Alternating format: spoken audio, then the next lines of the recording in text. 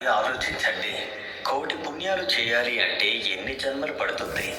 కానీ ఆ కోటి పుణ్యాలను ఒక్క రోజులో సంపాదించే మార్గం ఉంది అంటే నమ్ముతారా? అవును, ఆ మహిమాన్వితమైనటువంటి రోజే ముక్కోటి ఏకాదశి.